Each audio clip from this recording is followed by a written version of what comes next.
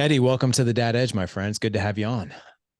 Larry, good morning. Thanks for having me, buddy. Yeah, man, this is super cool. I really love obviously interviewing you guys who are putting good in the world as far as good movies, good messages, and all that. Before we get started with Miracle at Manchester, and which is based on a true story that's streaming on PureFlix. I just want to actually just level set with you and your family, your personal life as far as that's concerned, as kids and all that good stuff. So just share with the audience what your family looks like.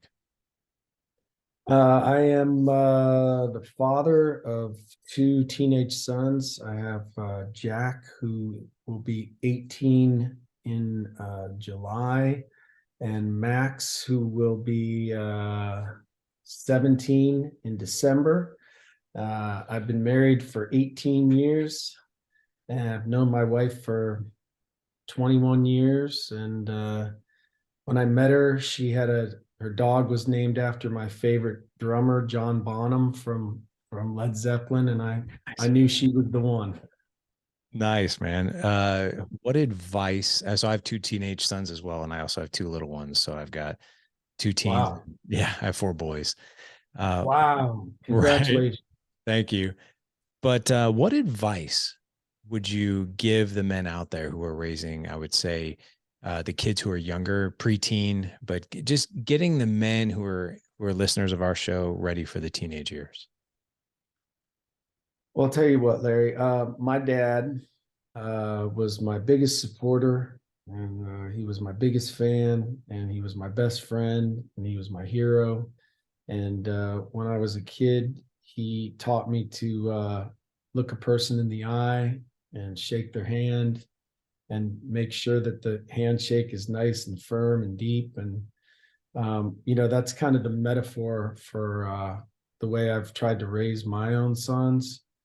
Meet people eye to eye, be honest with them, be honest with yourself, be compassionate, um, be loving, and to me, everything else is, as long as that foundation is there, everything else will fall into place.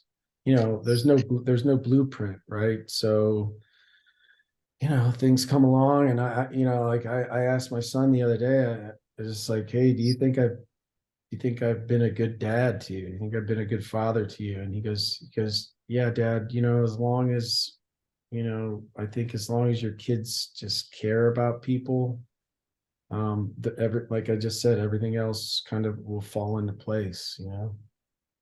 I agree. I think a lot of those characteristics that you talked about, look a man when you shake his hand, look him in the eye, shake his hand firmly, right? Yeah, Raising all young men myself, one of the things that I teach my boys is always stand up when you meet someone. So that simple tweak, of just, eyes are not absolutely. right. Eyes are not in your phone. They're not at your shoes. Stand up, show respect, shake hands, and really show that good character. I love that. The interesting thing, I know we're going to get to the movie, but your background is fascinating because your parents were divorced. You were raised by your father, correct? Yeah. Can you? Yeah, even when my parents were together, like, yeah, I think the world was a little too big for my mom. And so even when my parents were together, it was my dad pretty much, he got us up in the morning, he got me fed in the morning, he got me to school in the morning. And so it was always, I have a lot of compassion. I had a lot of, I mean, my mom's gone now. She passed last October, not, I guess, a year ago. So, I had a lot of compassion for my mom. She wasn't well. But yeah, my dad was everything to me. There's a certain tone in your voice when you talk about your dad. Like I just get the sense that your connection to him it runs really, really deep, almost like you kind of feel it like in your soul. Is that Oh, correct? big Yeah. time, big time. Yeah. I was not an easy kid growing up. I was into, I just was, I mean, that I was diagnosed hyperactive, and so they had me on Ritalin, and so I always felt, like different. And then because I felt different, I decided to act differently. I got involved in, drugs and alcohol at a young age, and that became my coping mechanism, and I used that for a long time. I'll be 23 years clean and sober January 1st if everything goes all right. But yeah, I mean, my dad, he never gave up on me. He just always. I know there were times when he probably should have and maybe felt like it, but he just never did. And when I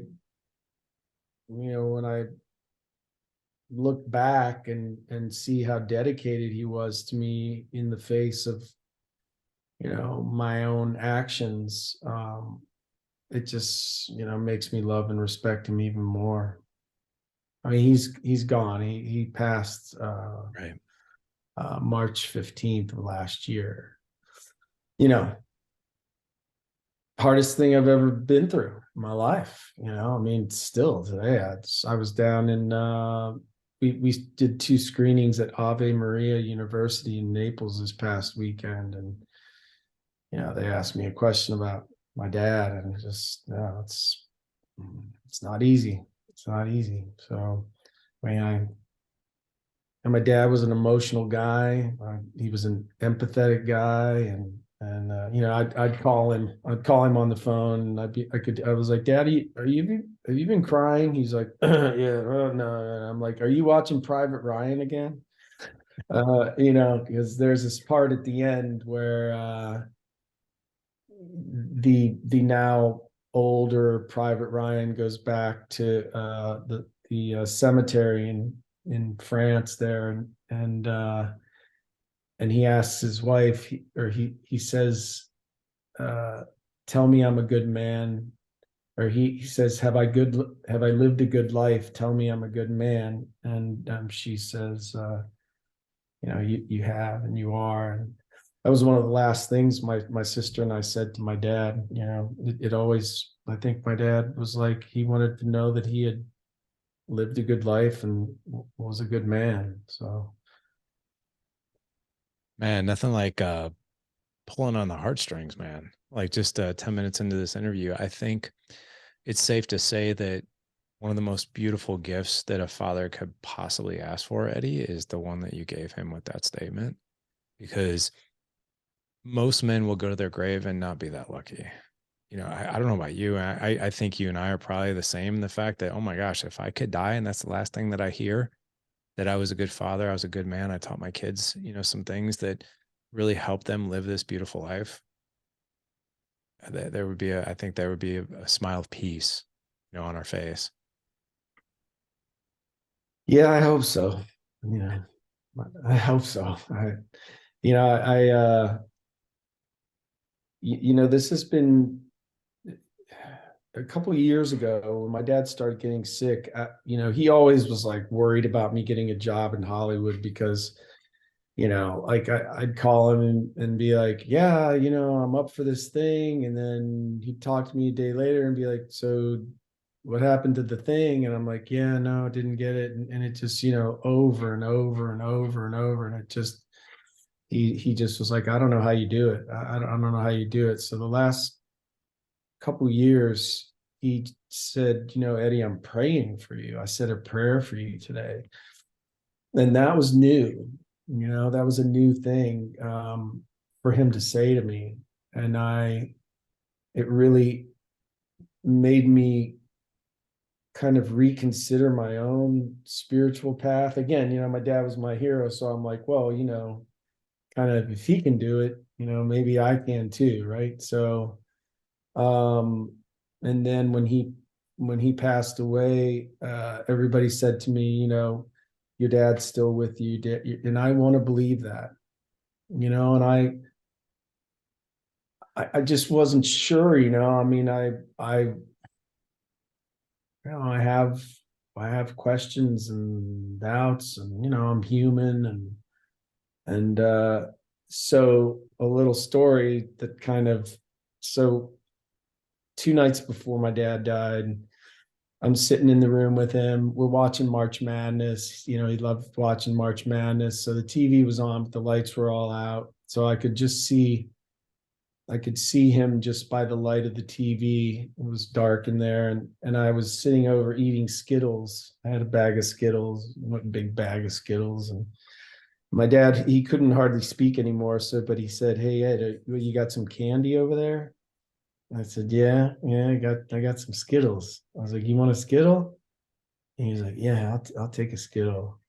So I was like, "All right, do you want lemon, lime, grape, strawberry, orange?" And he said, I'll take an orange one." So he could hardly swallow at that time also. So he really could only have uh one Skittle.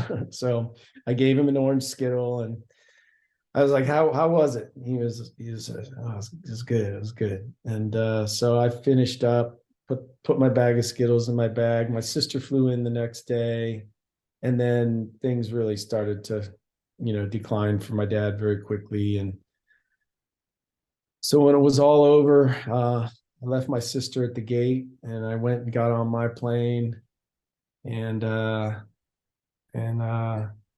I was listening to this playlist that I had made for my dad. It had all his favorite music on there, and I was looking out the window. And as I said, everybody had said my dad would still be around. I was in tears. I just like had lost my best friend, and the circumstances were shocking and horrific. And they say hospice is like the humane way to go. I have to disagree from what we witnessed, but so I reached into my bag to pull out my book, and I was like, "Oh wow, there's my Skittles. I still have some Skittles." So I was reading my book, and I was taking handfuls of Skittles, eating my Skittles. I got down to the last handful, and I was gonna throw the bag away, and there was I could hear there was still a Skittle in there. So I opened up the bag, and there was one orange Skittle in that bag. And I just thought to myself, I just said, "Hey dad, like, thank you." you know and again,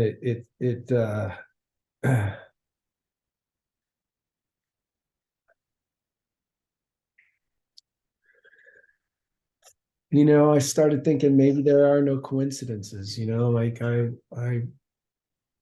that my dad is around, and I talk to my dad still. I talk to him.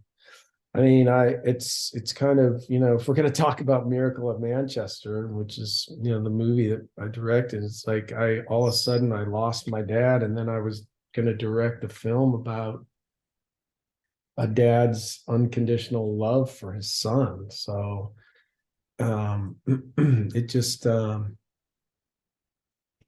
I've been saying, my dad is in every frame of this film, and so grateful that JC Films and Rick Newman and Bryce Newman allowed me to dedicate the film to my dad. So That's really incredible, man. Thank you for sharing something so personal. Um, one last question, and then I would love to get to the premise of the movie, and it's an incredible movie, by the way. And thank you. yeah, and congratulations on such a job well done. I Thank didn't you. have. You're welcome. Yeah, I didn't have a dad growing up. Um, my biological father left when I was little, and I didn't actually meet him again until I was 30.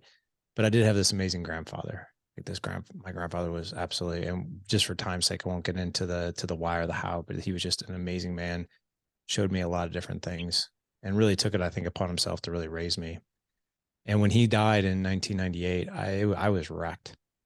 And I had a good friend of mine tell me something. He's like, your grandfather's really not gone.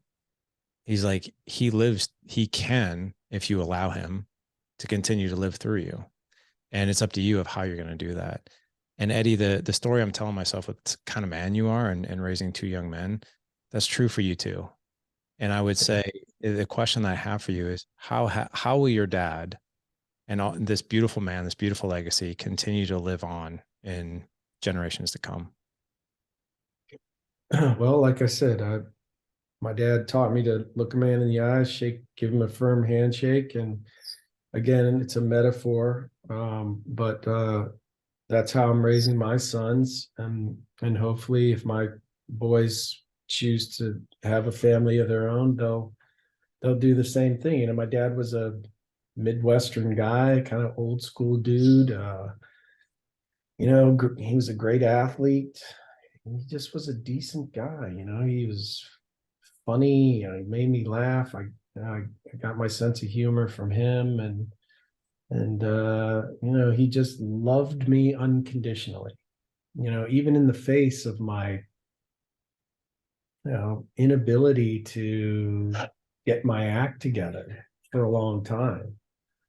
And like I said, he never gave up on me. I mean, that's the kind of stuff, those are the kind of things that we need in this United States right now. I mean, I don't want to veer off into politics, but I mean, what is it? Well, fatherless homes and kids with no dads and gangs and drugs and all this stuff that's going on.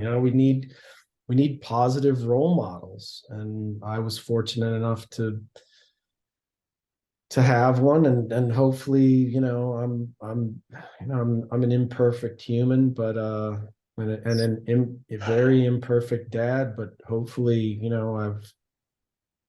I've instilled in my boys the basic things that I think that are important to being a good, decent human and a strong male role model. Yeah, you mentioned in there too when you described your dad, unconditional love made you laugh, but also empathetic, which is telling me he was probably a really good listener.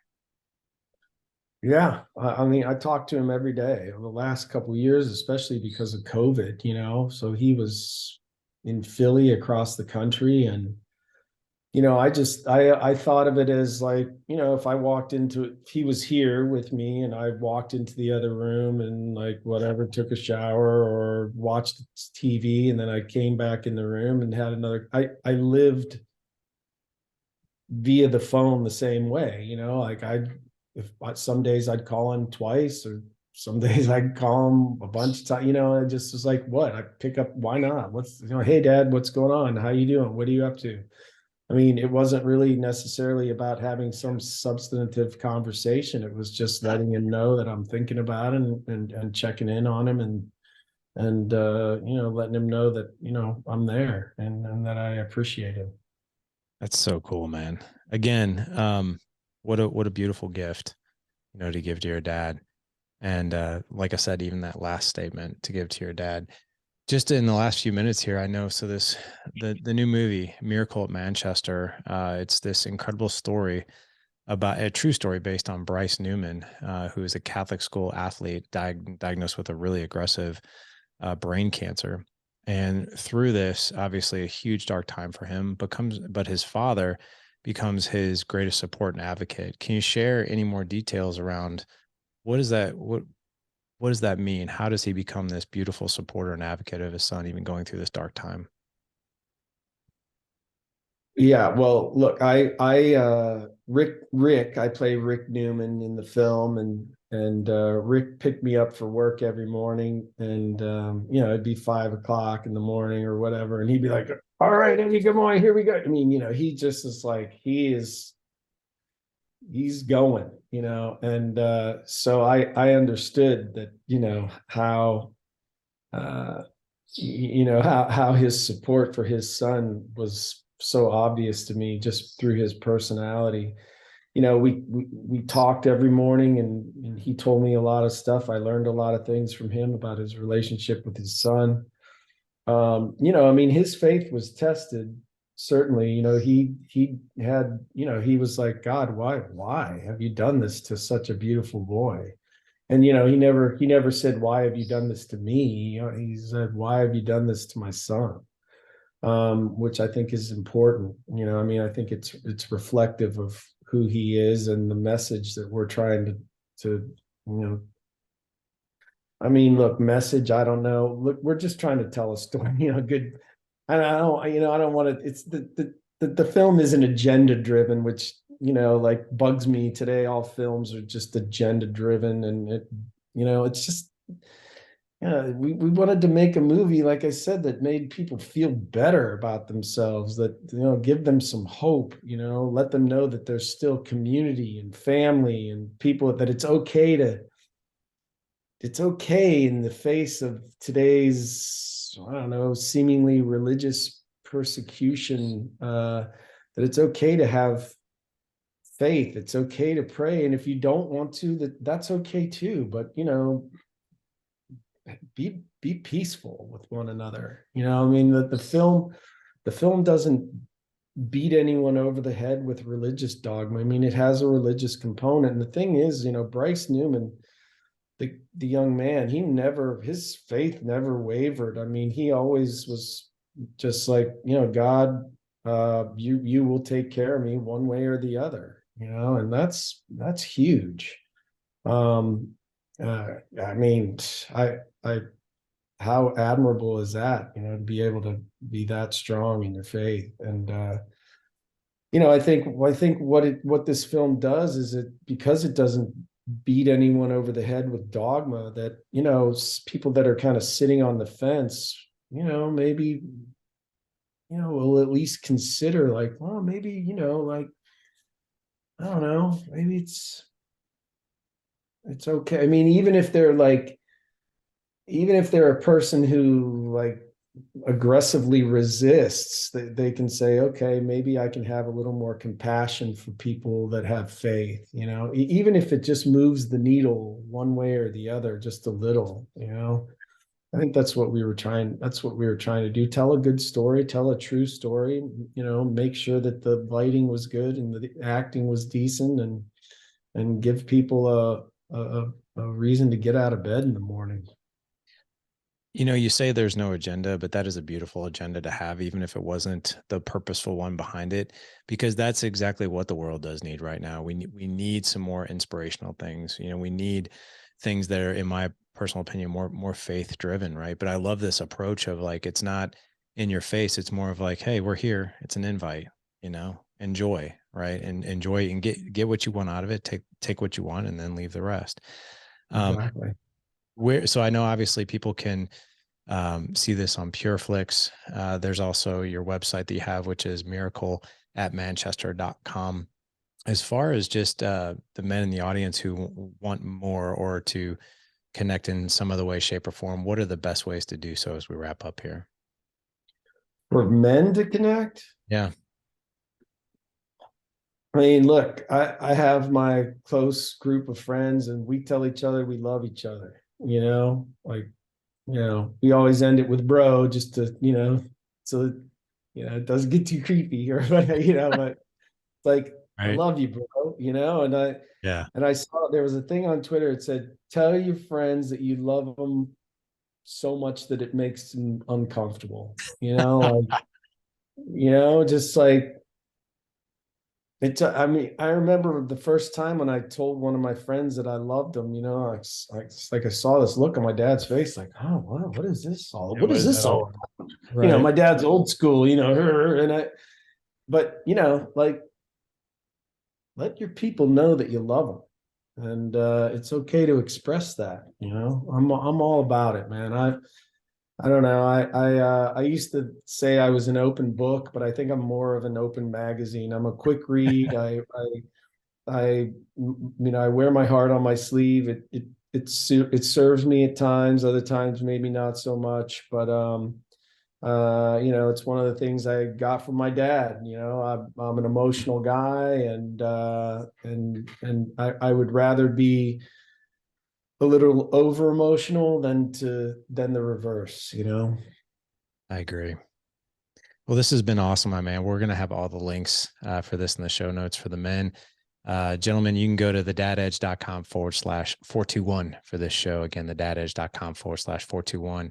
Go out and check out this beautiful movie, Miracle at Manchester. You can get it with your subscription of PureFlix as well. That's where it's streaming. We'll also have a YouTube trailer for you in the show notes as well. Eddie, this was awesome, man. Thank you so much for sharing such a personal side of yourself. And what I've noticed over the past 8 years of doing this podcast, that's what the men really resonate with. That's where the men really want to more, right? We could talk about the movie all day long, but when they get to know you and the heart of who you are, how you were raised, and just a piece of that, man, it just resonates with us. So thank you for that. Well, thanks, Larry. Man, I'm around if you ever want to do this again and shoot the bull for an hour. I'm sorry we didn't get the full hour, That's but okay.